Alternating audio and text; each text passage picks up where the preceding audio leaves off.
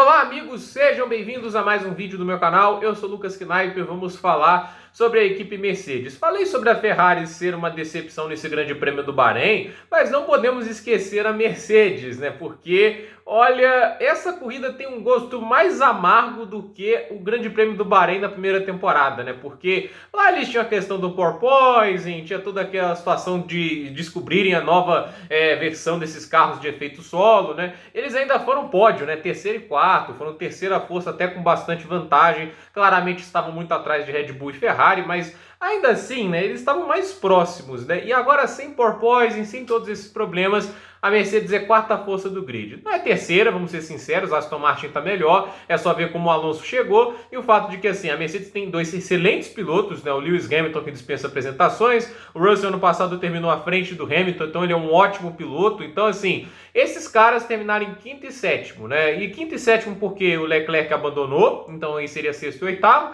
e o Lance Stroll estava com a mão machucada, né? Porque ele estava com aquelas lesões no pulso, e mesmo assim ele terminou à frente de uma das Mercedes, e talvez estivesse saudável 100% terminaria à frente do Hamilton, até porque a distância entre os dois foi menos de 4 segundos, né? Eles não terminaram tão longe assim. Então, essas questões quando a gente vai colocando, a gente vê que é um carro mais mal nascido do que o do ano passado, né? Pode ser que com o passar do ano ele vá se encontrando um pouco mais como foi o do ano passado, mas eu fico com a impressão de que esse carro, né, ele é mais estranho que o do ano passado, porque ele tem uma coisa assim, mais na parte, além da entrada de ar muito quadradono, que é estranho, né, para um carro que tem todas essas curvas, né, não tem normalmente pontos retos, né, aí a gente tem aquelas conchas assim atrás, né, porque a Ferrari não tem aquele side pod, né, que faz aquela concha, né, agora a Mercedes tem só que parece assim, aquela calha de água dos dois lados atrás, assim, no lado da carenagem do motor, é esquisito, né, e não parece fazer muito sentido aerodinâmico, né, mas quem sou eu para debater com os grandes gênios aerodinâmicos da Fórmula 1, mas fato é que a Mercedes, segundo a análise dos engenheiros, não tem boa velocidade em curvas de alta e média velocidade, eles não têm uma boa capacidade de tração, eles não gerenciam bem o desgaste de pneus. Então assim, o que esse carro tem de qualidade? Isso que o do ano passado era rápido de curva, né? Por mais que a gente pudesse questionar o conceito, o carro do ano passado era um carro rápido de curvas e tinha um problema crônico com as retas, ele gerava muito arrasto, só que esse carro, por mais que ele não gere tanto arrasto, talvez essas mudanças tenham sido pensando nisso, né? Ele não tem qualidade quase nenhuma nas curvas, né? A gente vê o quanto que o Hamilton estava sofrendo para tentar acompanhar o Sainz, mesmo o Sainz assim, fazendo uma corrida muito fraca, entende? Mesmo a Ferrari gastando mais pneus do que eles. Então, é um carro que, ao meu ver, ele me parece pior que o W13. Eu acho até errado falar W13 2.0, porque eu acho ele pior. Porque o W13 no final da última temporada ele estava bem, né? Se a gente para pensar como foi o começo, ele melhorou muito. Ele estava conseguindo fazer algumas corridas próximas da Red Bull e da Ferrari. O Hamilton ficou a 10 segundos do Verstappen no México, né? Eu acho que até menos se bobear. O Hamilton ficou em segundo no Grande Prêmio do Brasil, teve dobradinha da Mercedes. Eles foram mais rápidos do que a Red Bull e a Ferrari naquele fim de semana. Então, a gente fica olhando assim, aquele carro no final da temporada estava competitivo. Foi pole na Hungria, lá na Holanda eles correram bem, tiveram um ritmo de corrida extremamente competitivo. Olha para isso e pensa, né? Olha, a Mercedes parece ter um carro que em certas ocasiões parecia bater de frente. Esse carro dá essa sensação? De forma alguma, né? E assim, tem gente que diz que Jeddah vai ser pior, porque Jeddah são curvas de alta e média, que é onde o carro da Mercedes mais sofreu. Então, é essa a perspectiva da Mercedes com esse carro. Não à toa, até se falam que a Mercedes está planejando uma atualização, se não me engano, para Imola, para ter um carro com novos sidepods, né? Agora, com teto de gastos, é mais difícil fazer mudanças radicais. Mas eles agora vão voltar para o conceito que todas as equipes restantes estão usando, de um sidepod normal.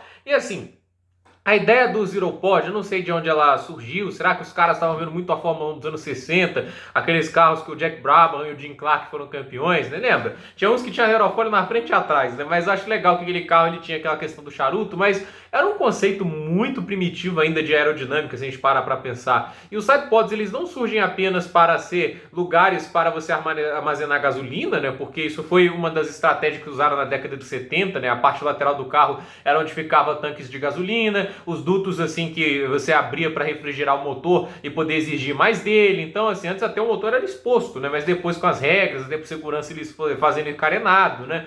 Então, assim, houve essas mudanças todas, né? E a questão é que o SidePod ele se mostrou muito mais eficiente por distribuir melhor o peso e o equilíbrio do carro, né?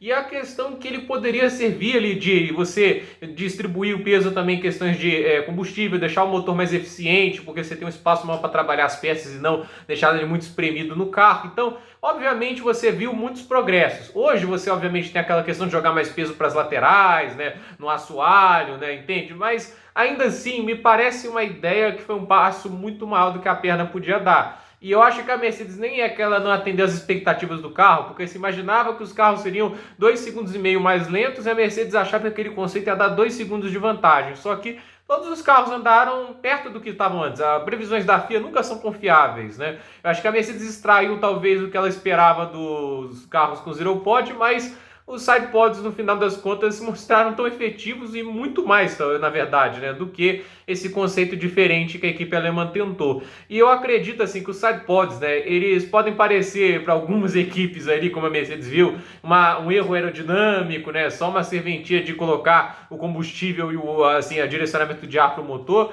só que no final das contas, eles durante anos foram responsáveis por sistemas aerodinâmicos bem feitos, né, só lembrar os carros de 2008, como eles eram equipados de asa e eles ajudavam muito a manter o equilíbrio do carro. Então, eu acho que assim, a Mercedes tentou fazer algo muito revolucionário, mas nem sempre o que é diferente é melhor. E agora que eles vão mudar para o conceito mais básico, né, eles podem copiar uma equipe ou outra, mas no final das contas eles perderam quase 1 ano e meio indo para a direção errada, né? Quem não lembra do filme do Debi Lloyd, né, que o Jim Carrey dirige o carro para a direção errada, né? A Mercedes é aquele lá, o Lloyd, né? Assim, irritado, né? Quem é o Debi ou o Lloyd? Eu sempre troco, mas é aquela questão, né? Você vai falar, nós somos no curso errado um pouco, um pouco, né? Então, assim, a gente tá vendo uma Mercedes que, ao meu ver, tá bem perdida. Eu acho que eles continuaram no conceito porque na última temporada melhorou o desempenho na segunda metade, mas é aquela história, né? Ainda havia problemas, ainda havia coisas a serem consertadas,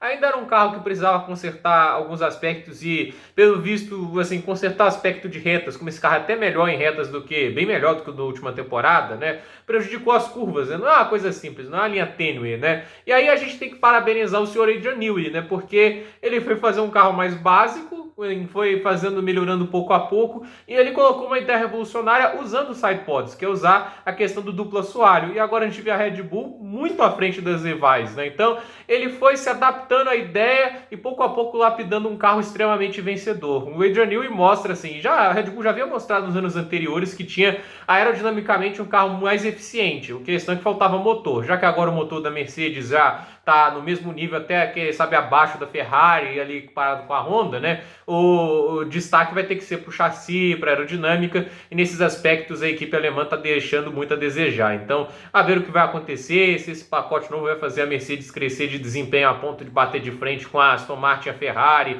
ou fazer com que eles vão se aproximar da Red Bull. Acho difícil fazer isso instalar de dedos, ainda mais com um carro da Red Bull que nasce tão bem quanto esse. Então, a ver o que vai acontecer. Gente, por esse vídeo é isso. Dúvida nos comentários, deixe seu like, se inscreva no canal, compartilhe esse vídeo e até o próximo vídeo.